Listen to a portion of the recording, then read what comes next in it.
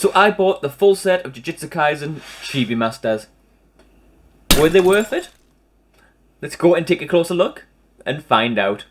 So first things first, let's take a closer look at the box itself. So similar to a Funko Pop, we do have this kind of display box where you can see the character in the front there. You have this age rating and the ChibiMasters logo. I believe in America, for the ones I've seen, this is actually 15 plus. That's the main difference between the boxes. We've got the logo, Yuji's name, little picture of himself. You can see on the side here, you can still see a little bit of the Chibi figure inside. On the back shows the full set of the characters you can get. There's only 3 in this set. No chasers, no exclusives, nothing like that with ChibiMasters. What you get is what you get. So you're not hunting around for any kind of chasers or special editions. There you go, there's a full preview of what it looks like if you can't fully see it in the box. On the bottom there, you just got all the standard information in all the different languages, the recycled information.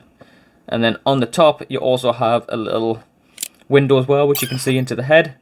Never sure why they put a window here. It is what it is. You can display these nicely on your shelf. I am going to be displaying them outside the box, just like this. So let's take a quick closer look at Yuji here. Paintwork is pretty decent for the side. There is, like I say, there's a little nick there, which isn't too bad.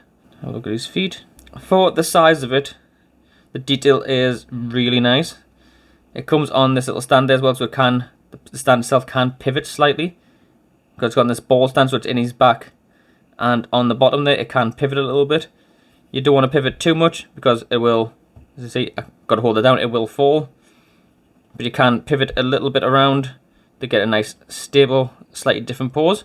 And there you go, that's not what you're meant to be, which you're meant to be like a bit more like that. But let's go on to number 2.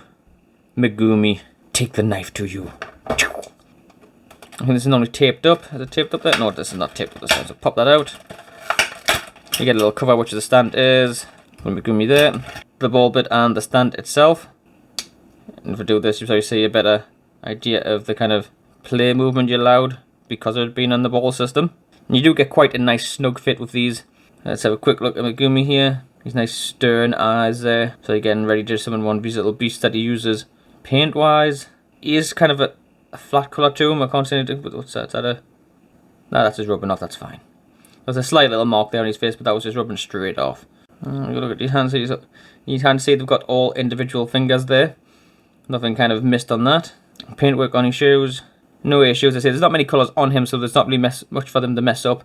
But you can see they've even got like the little brooch there as well, the little badge that they all have on their uniform. Very cool. And again, that's it. You can tilt them a little bit, but you don't want to tilt them too much. But you can twist them into slightly different poses to whatever suits for you. And finally, we've got Satoru. I think I got Saito before, didn't I? Stupid. Anyway, you got Gojo. I'm very unsure why on Gojo they didn't actually leave his mask on.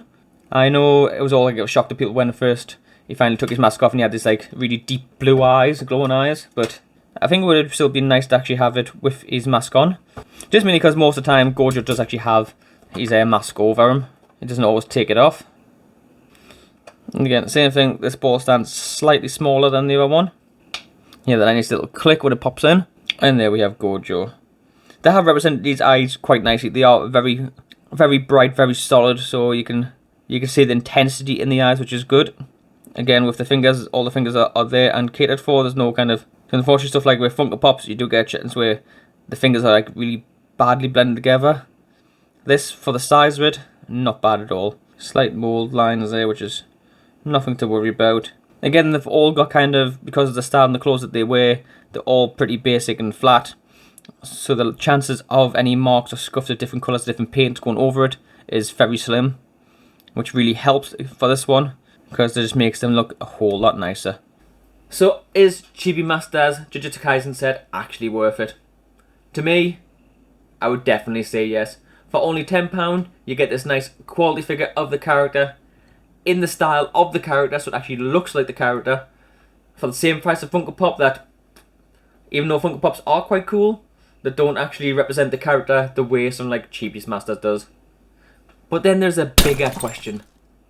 A huge question. Which set do I get next? There is Dragon Ball, and there's Naruto. The My Hero Academia one, unfortunately, too hard to get at the moment. The Sailor Moon one, I can only get maybe 1 or 2 of them, so I couldn't really get a full set.